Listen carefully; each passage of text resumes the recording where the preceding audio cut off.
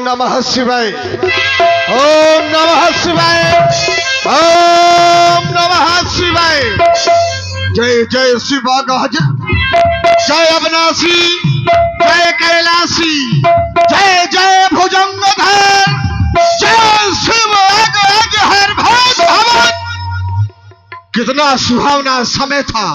ये गौरूषा अपने इन सुनहरे तीरों को बरसाती हुई आज मानो लक्ष्मी की भांति सुशोभित हो रही थी। दूसरी ओर यह प्रकृति अपनी किल्लालियों के साथ यह किल्लाल करता हुआ आज मानो प्रकृति का कलकल हंस रहा था।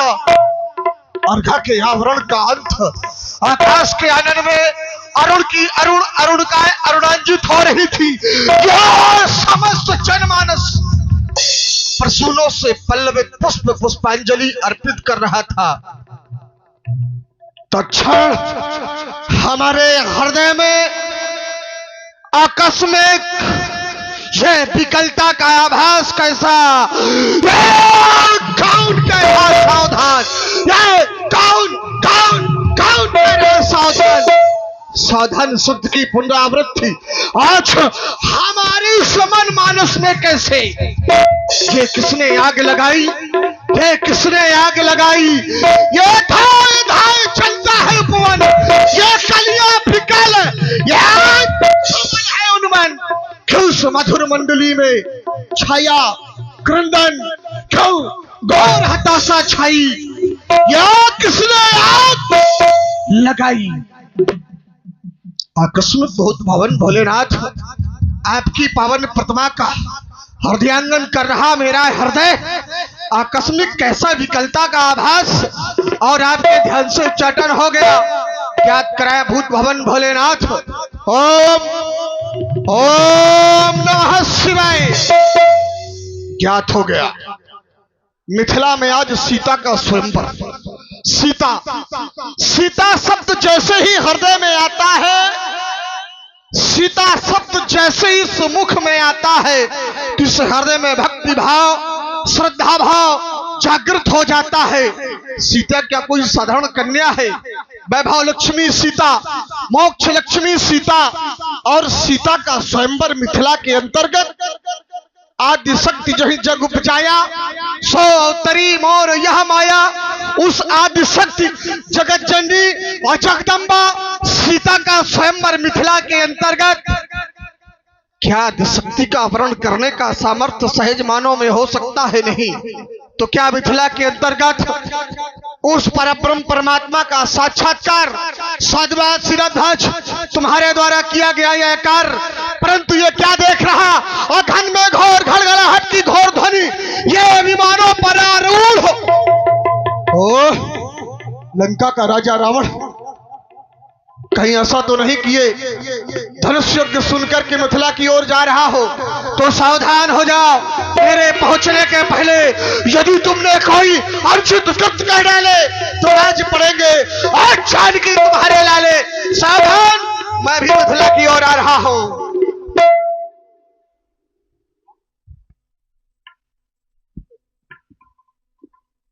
भूत भावन के पावन आयुध अजगो मेरा प्रणाम प्रणीत हो। एक बार सभी लोग मेरे साथ जोर से जय घोष करें।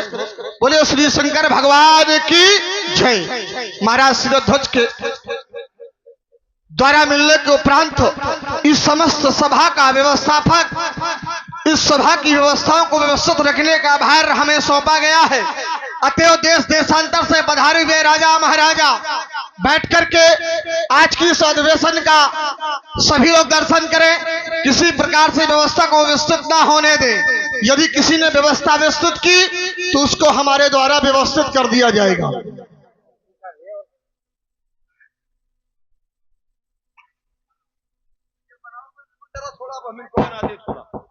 भूत भवन भोलेनाथ के पिनाक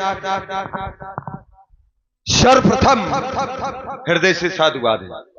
ये लंकापत लंकेश आपको प्रणाम कर रहा है। साथ ही जब मैं राजा जनक के जीवन पर चिंतन करता हूं तो पाता हूं कि राजा जनक तो एक सनातन धर्मावलंबी है और सनातन धर्मावलंबियों का एक कर्तव्य बनता है कि जब अपनी पुत्री का विवाह करें तो क्या देखना चाहिए? घर कैसा है, वर कैसा है, कुल कैसा है, ये तीन तो मुख्य देखना ही देखना चाहिए। लेकिन राजा जनक के जब जीवन पर चिंतन करता हूं तो राजा जनक ने सीधे अपनी पुत्री को दांव पर लगा दिया कि जो धनुष तोड़ेगा, चाहे वो जिस कुल का हो, चाहे उसका घर कैसा हो, ये कुछ मतलब नहीं है। बात समझ में नहीं आ रही है। ये विद्वानों की समाज है और ये मुझे विश्वास है कि कोई ना कोई विद्वान उठेगा और उठ करके समीचीन उत्तर देते हुए हमें पूर्ण रूप से अपने विचारों से संतुष्ट करने का प्रयास करेगा। और जब तक हम संतुष्ट नहीं हो जाते तब तक इस धनुष प्रतियोगिता में ये रावण के द्वारा विराम लगाया जाता है। सावधान सावधान सावधान। व्यवस्था का व्यवस्थित होना शायद हमारे द्वारा किया गया, महाराज शिरध्वज के द्वारा इस अधिवेशन को व्यवस्थित रखने का भार जो हमें दिया गया, शायद जिसकी हमें प्रतीक्षा थी उन्हीं का आगमन रंगमंच के अंतर्गत हो गया। विश्व के वैभवशाली सम्राट कंचन नगरी के ईश मैया कह कसी के दुलारे अवसर सर्वानंदन जय जय श्री शंकर भगवान की हमारा प्रणाम स्वीकार करें। तुमने प्रणाम किया है, तुम्हारे लिए शुभाशीष बल शुवन श्रोणित पुराधीश बल नंदन बलपुत्र बाण जय जय श्री शंकर भगवान की। आपके द्वारा यहाँ पर एक बात रखी गई, आपने कहा मिथिला ज्ञान की नगरी है और महाराज शिरध्वज कोई साधारण ज्ञानी नहीं है। जब व्यक्ति अपनी पुत्री का विवाह करता है तो कुल देखता है, यानी घर देखता है, वर देखता है। यहाँ महाराज शिरध्वज के द्वारा ना घर देखा गया ना वर देखा गया और प्रतिज्ञा कर दी।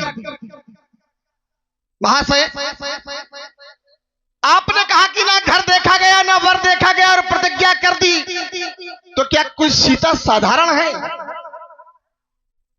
सीता क्या कोई साधारण कन्या है जो उसका वर्ण किसी साधारण राजा या साधारण मानव के साथ हो जाएगा? सीता आदि शक्ति है और आदि शक्ति का वर्ण करने का सामर्थ्य साधारण मानव में नहीं हो सकता।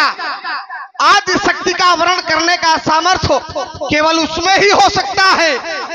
तो इसीलिए महाराज शिरध्वज के द्वारा जो प्रण किया गया कि जो इस धनुष का खंडन करेगा उसी के द्वारा उसी के ग्रीवा में सीता की वरमाल स्थापित होगी, उसी का सीता वरण करेगी।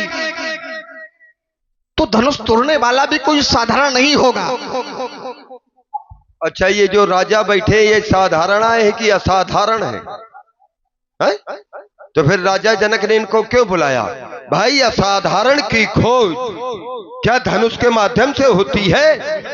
असाधारण की खोज बहुतों ने की है, तो असाधारण की खोज का मार्ग तप बल है, योग बल है, असाधारण मिले हैं उन्हें। अब ये जरूरी थोड़ा है कि धनुष तोड़वा करके और उस असाधारण को खोजे। भाई तुमने कहा कि सीता कोई साधारण थोड़ा है। अरे परमात्मा भी यदि संसार में आया है तो उसे भी अपना ये रहस्य छुपाना पड़ा है कि मैं परमात्मा हूं। उसे भी ये भेद, क्योंकि उसे भी सांसारिक नियमों का पालन करना पड़ा है।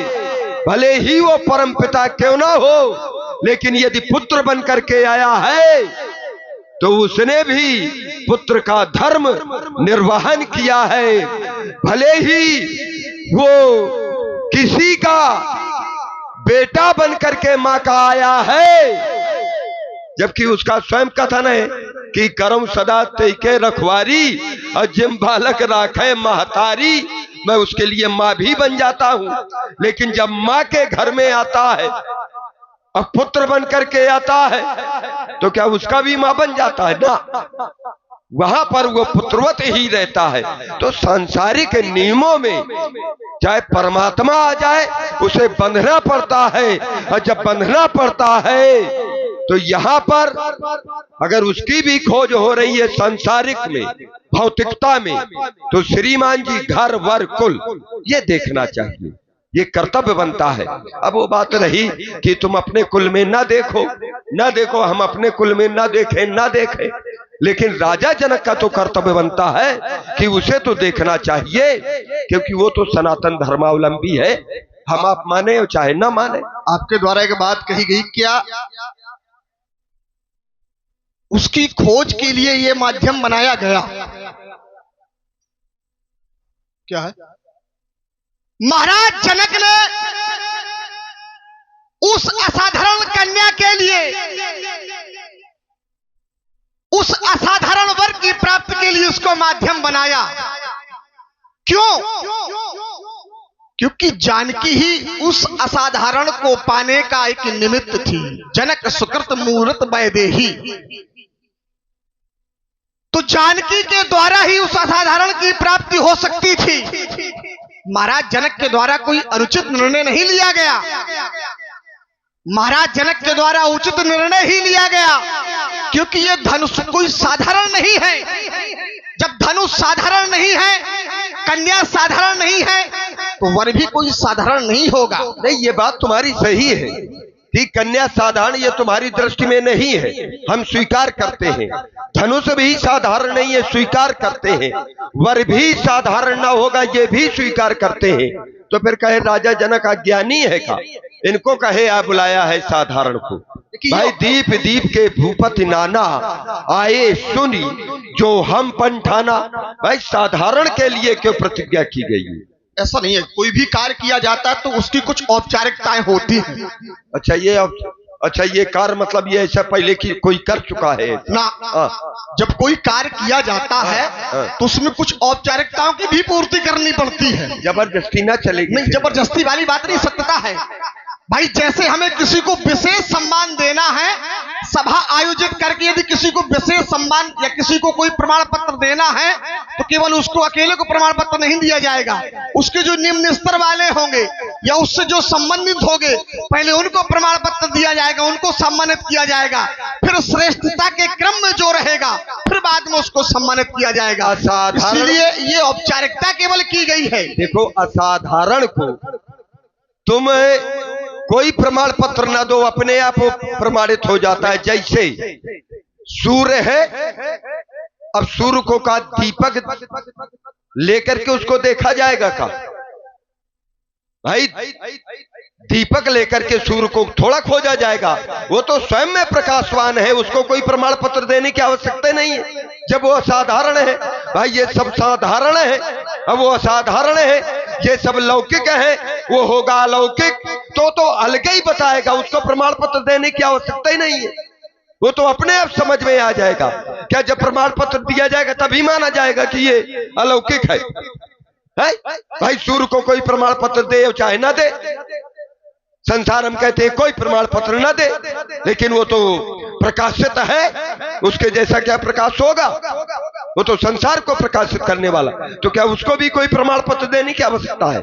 तो श्रीमान जी देखो, इधर बात बता दें, हमने नहीं मानी अपनी बाप की, हम मानेंगे हम तुम्हारी भी नहीं। अब नहीं धनुष कर्षण होगा। यदि आज सामने 10 कंधर के हमने कर दिया है प्रतिज्ञा, अब हमारी प्रतिज्ञा ऐसे नहीं है, राजा जनक की प्रतिज्ञा ना समझना, आई बात समझ में नहीं। धनुष को बढ़िया जैसे पूजन करते रहे, तुम्हारी प्रतिज्ञाओं को हम बहुत अच्छे से जानते हैं, जैसे राजा जनक पूजन करते रहे हैं वैसे पूजन अब भी करें और आगे भी करते जाएं, क्योंकि जो वस्तु पूजनी जग में तो उसकी पूजा करनी होगी, जो वस्तु रक्षणीय जग में उसकी रक्षा करनी होगी। पूजनीय और रक्षणीय ये शिव का है धन महान। ये जो शंकर जी का धनुष है ये पूजनीय भी है और रक्षणीय भी है, तो बढ़िया इसकी रक्षा जैसे हम कर रहे हैं वैसे तुम करो, और जैसे जनक पूजन करते रहे वैसे तुम करो। शिवपाल भाई से बताओ, वो भी आरती उतारे, उसी में कल्याण है, क्योंकि ये असाधारण है और असाधारण का पूजन ही होना चाहिए, उसको नष्ट नहीं कराना चाहिए, नहीं तो फिर असाधारणता कहाँ रहेगी। भाई असाधारण क्या कभी नष्ट होते हैं? असाधारण है क्या नष्ट हो जाएंगे? भाई जो भौतिकता अलौकिक है वो तो नष्ट हो सकते हैं, और अलौकिकता क्या नष्ट होगी? नहीं हो सकती है। बोले, बोल रहे हो? नहीं मैं, हाँ बिल्कुल बोलूंगा, क्यों नहीं बोलूंगा। आपने कहा असाधारण नष्ट नहीं होता, कि परिवर्तन संसार का नियम है। अब आगे संसार में नष्ट नहीं हो सकता, ये लोक ही नहीं परलोक का भी नियम है। परिवर्तन हर जगह होता है, चाहे वो साधारण हो और चाहे वो असाधारण हो, इसलिए परिवर्तन हर वस्तु पर आवश्यक है। तुमने कहा नहीं धनुष कर्षण होगा, तुमने कहा हमने नहीं मानी अपने बाप की, तुम्हारी क्या माने? सुनो, चाहे अपने बाप की मानो या ना मानो, लेकिन तुम्हें हमारी माननी पड़ेगी। नहीं माननी पड़ेगी? कई के मारे माननी पड़ेगी, जबरदस्ती माननी पड़ेगी। बिल्कुल माननी पड़ेगी। अरे मानने योग्य होगी तो हम मानेंगे, शिवपाल भाई मानेंगे, ये जितने यहाँ पर समाज बैठी है ये मानेगी। भाई मानने योग्य हो तो देखो, तुम्हारा एक स्वभाव है, बैर अकारण सबका हुसो। अब समझ लो, तुम्हारा किसी से चाहे हित हो चाहे अनहित हो, तुम्हें बैर सबसे करना है, क्योंकि तुम्हारा संसार में मित्र नहीं है कोई। तुमने खुद कहा है हमरे बैरी विबुध बरू था, सुनो सकल रजनीचर जूथा, हमरे बैरी, संसार में सब हमारे शत्रु ही शत्रु है, इसीलिए तुमको मित्र भी शत्रु दिखाई देता है। ये तुम्हारी केवल सोच है। नहीं, मेरी सोच नहीं। रावण अगर अच्छा करे तो बुरा है, अब बुरा करे तो वो बुरा तो है ये है। अब भैया एक बात ये बताइए, अच्छा आप ईमानदारी की बात बताइए, अपनी पुत्री का विवाह करते हैं तो कहा घर नहीं देखते हैं कि ऐसे जो कराते हैं कि हम अपनी पुत्री का विवाह अगर करेंगे तो कहाँ रहेगी, वर कैसा है, वर योग्य है पुत्री के कि नहीं है, कुल कैसा है, का ये कुछ नहीं देखते। और राजा जनक जैसा ज्ञानी न देखे, अरे वो अंधा हो रहा है अगर तो कहा तुम अंधे हो जाओगे।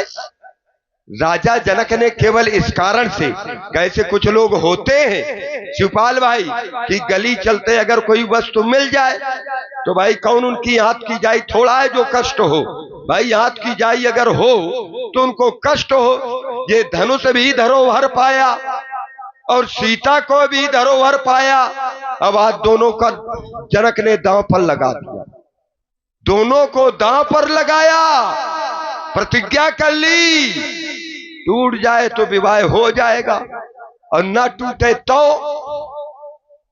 भाई हर लागे ना फटकरी। सोचते हैं ना घर देखना पड़े और ना बर देखना पड़े, ना कुल देखना पड़े, और शायद रंग चोखा हुई जाए तो हुई जाए। भाई भाई आए जनक की, भाई जनक की अगर घर की हो, परिवार की हो, तो जनक को कुछ कष्ट हो कि चलो ये हमारे घर की है।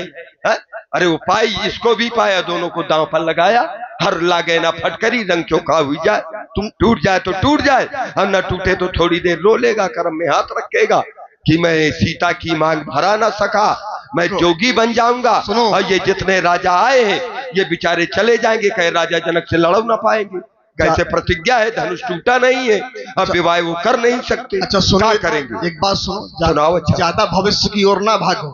अरे हम भविष्य वक्ता है और इसी सुंदर संवाद पर आप देख रहे हैं, हमारे भैया प्रभावित हुए श्री शिवबाबू कुशवाहा जी, कटौरा निवासी, 101 पुष्प मुद्राएं दोनों प्रखर विद्वानों के लिए प्रदान कर रहे हैं। बहुत बहुत साधुवाद। भाई ज्यादा भविष्य की ओर ना भागो कि बाद में जनक क्या करेगा क्या नहीं करेगा। ठीक है, जनक ने जो प्रण किया है बड़ी सकारात्मकता के साथ किया है, वो प्रबुद्ध है, बुद्ध है, सोच करके किया है, समझ करके किया है। अच्छा तो सीता के लिए कहे किया, कहे और बिटिया ना रहेगा जनक के? देखो ऐसा नहीं है, केवल सीता अकेले रहा है बिटिया। सुनो सुनो, जनक ने प्रण इसीलिए किया, भाई गरु कठोर विदित सब काहू, ये सबको पता है कि ये गरु है, ये कठोर है, और सीता ने इसको उठा लिया। सीता ने उठा लिया। फिर जब सीता ने उसको उठा लिया तो यदि जनक ये कहे कि जो इसको उठा लेगा उसके साथ सीता का विवाह कर दिया जाएगा, तो उचित नहीं होगा। अच्छा, क्या करेगा जनक?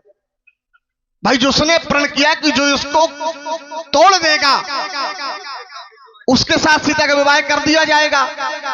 जब सीता जैसी असाधारण कन्या इसको उठा सकती है तो तोड़ भी इसको कोई असाधारण सकता है। अच्छा। और जो असाधारण होगा उसके ना घर को देखने की आवश्यकता है ना उसको देखने की आवश्यकता है। तो फिर राजा जनक ये तो बहुत अन्याय है कर रहा है। कर रहा है अन्याय भाई? भाई कन्या से वर श्रेष्ठ होना चाहिए कि ना होना चाहिए? बिल्कुल श्रेष्ठ होगा। अरे तो रुको, तो जबरदस्ती श्रेष्ठ होगा, कैसे श्रेष्ठता तुम सिद्ध कर रहे हो? क्यों भाई कन्या ने केवल धनुष को उठाया है बाएं कर से, अब तोड़ने वाला क्या करेगा? बाएं हाथ से सीता ने इसको धनुष को उठा लिया है। और एक सिद्धांत है कि कोई भी पिता अपनी कन्या के लिए अगर वर की खोज करता है तो कन्या से वो 21 ढूंढता है, कन्या से श्रेष्ठ ढूंढता है। जरा विचार करिए, अब धनुष तोड़ने वाला जो राजा जनक ने प्रतिज्ञा की है कि जो इसको तोड़ देगा, तो तोड़ने में तोड़ने वाला करेगा क्या? इसको एक हाथ से उठाएगा और फिर क्या करेगा? का एक ही हाथ से टूट जाएगा। है? दो लगाने पड़ेंगे कि ना लगाने पड़ेंगे? और सीता ने क्या किया है? केवल एक ही लगाया है। और तोड़ने वाला क्या करेगा? दो लगाएगा। तो फिर श्रेष्ठता कहां रही वर की? क्यों नहीं रही श्रेष्ठता वर की भाई? है? अरे कन्या एक हाथ लगा रही है, अब विवाह कराने वाला 2 हाथ लगावे। नहीं, कहीं जरूरी है कि वो हाथ लगा के उठाए? और फिर अगर 2 से काम न चले कह दो कि श्रेष्ठ। सुनो, और 2 के बाद अगर उनसे काम न चले तो और 2-4 और लगा ले तो कह दो उससे भी श्रेष्ठ। ये तो बात तुम्हारी ना हुई। तो छूते ही टूट जाए तो नहीं, ये तो फिर वही बात तुम आ गए भविष्य में। नहीं, मैं भाई जब आप भविष्य की ओर भाग रहे हो। नहीं, देखिए ये धनुष है, ऐसा नहीं है, ये धनुष है। अब जब तोड़ने की उठाने की प्रतिज्ञा कर लेता राजा जनक, हम स्वीकार कर लेते। खींचने की प्रतिज्ञा कर लेता, हम स्वीकार कर लेते। अब तोड़ने में भाई खींचेगा अगर तो चलो इतनी प्रतंचा खिंच गई, लेकिन अब तोड़ने में क्या करेगा? उसको दोनों हाथ लगाना पड़ेगा, क्योंकि जब प्रत्यंचा को खींचेगा और ये असनी और सुगा ये दोनों जब मिलेंगे तब बीच से ये टूटेगा। ये कुछ जरूरी नहीं कि इसके असली और सुगा मिले तभी ये टूटेगा। हाँ, ऐसे टूट जाएगा। बिल्कुल। अच्छा तोड़ दे तुम, तो हम जाने भाई, तुम अगर तोड़ सकते हो तो हम जान जाएंगे कि हाँ आगे आने वाला एक हाथ से तुम इसको तोड़ दे, हम समझ जाएंगे और हम तुम्हारे समर्थन में हो जाएंगे प्रत्यक्षम नहीं प्रमाणम। अब मेरी बात सुनो, इसको और इसको तुम क्या बराबरी में समझ रहे हो? इसको और इसको क्या तुम बराबरी में समझ रहे हो? देखिए अस्त्र और शस्त्र ये सब हम बराबरी में समझ रहे हैं ना। अस्त्र और शस्त्र कभी बराबर हो ही नहीं सकते। क्यों? दिव्यास्त्र है। हाँ, ये बात माना, दिव्यास्त्र है बिल्कुल। और इनमें भी ये क्या है? ये साधारण अस्त्र है। अच्छा, ये साधारण है? बिल्कुल है। तो जो साधारण में क्रिया होगी वो क्या असाधारण में ना होगी? ना, असाधारण में ना होगी? बिल्कुल ना होगी। ये तो बात, उसकी क्रिया अलग होगी। ये तो बात उचित नहीं है। जैसे दिव्यास्त्रों का संचालन आगमन साधारण अस्त्रों से पृथक होता है। अच्छा, साधारण अस्त्रों से पृथक होता है? बिल्कुल होता है पृथक। हाँ, जैसे इस बात को आप भी भली भांति जानते हैं। तो फिर क्योंकि आपके पास भी दिव्यास्त्र है और आपने भी दिव्यास्त्रों की प्राप्ति की है, तो आपसे अच्छा कोई नहीं जान सकता इस बात को। तो हम और आप जैसा व्यक्ति कहे नहीं, ये हम तुम ही से पूछ लेना, कहीं के लिए हम ये इधर उधर जनक से पूछे। अगर वो दिव्यास्त्रों में सब गुण ऐसे असाधारण होते हैं और जब असाधारण गुण होते हैं तो राजा जनक कहे आया ज्ञानी बन करके ये इसमें लगा दिया है कि जो उठाए, जो चढ़ाए, जो तोड़े, भाई असाधारण गुण होते हैं तो केवल ये कह देना चाहिए कि जो असाधारण होगा तो केवल छुए अकेले और टूट जाए, हम उसी के साथ में विवाह कर देंगे। भाई असाधारण होते हैं ना, और जब असाधारण होते हैं तो असाधारण गुण भी होते होंगे। तो ये बताओ, तुम्हारे अंदर इतनी विकलता क्यों है?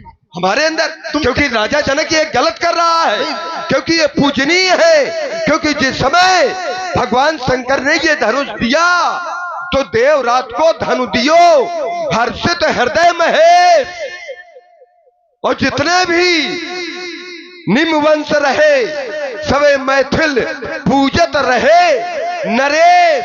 ठीक है, आपने कहा जिस समय भगवान शंकर ने ये धनुष दिया, हाँ, लेकिन क्यों दिया? तोड़ने के लिए दिया। क्यों दिया? किस कारण दिया? भगवान शंकर ने अपने पास क्यों नहीं रखा? इसलिए दिया कि लो, तुमको इससे वरदान मिलेंगे, इसका पूजन करो, इससे तुमको वरदान मिलेंगे, और तुम्हें नहीं तो निज कुल को भगवान मिलेंगे। वही तो हो रहा है। कहीं मिल गए का भगवान? ये निमित्त है। नहीं, भगवान मिल गए का? मिल नहीं गए तो मिलेंगे इसी के द्वारा। अच्छा, तोड़वाने से मिलेंगे, पूजन से मिले नहीं, और तोड़वाने से मिलेंगे। एक बात ये बता दे हो, अपने अगर बाप की अगर जायदाद लेना चाहते हो तो उसको भोजन करा के लोगे कि उसको मार करके लोगे? और तुम्हारे जैसे हो तो उसको मार करके ले। सुनो, अनावश्यकता की ओर न जाओ। क्यों? परमात्मक बातें ना करो। क्यों परमात्मक बातें नहीं है? जो आप भाई प्रेम से अगर लोगे, सेवा करके, तो सब कुछ मिल जाएगा, और अगर अपराध करके लोगे तो श्रीमान जी कारागार में पड़ोगे, क्योंकि ये अपराध है। क्योंकि ये राजा जनक के बाप की नहीं है, ये अजगौथा थी नहीं किसी की। कहे सब संत मर गए थे का? यही का टुरवा में फिर रहे मिथिला में और संत नहीं है का? है भाई, और भी तो संत है। कोई संत आता आगे ये कह देता कि राजा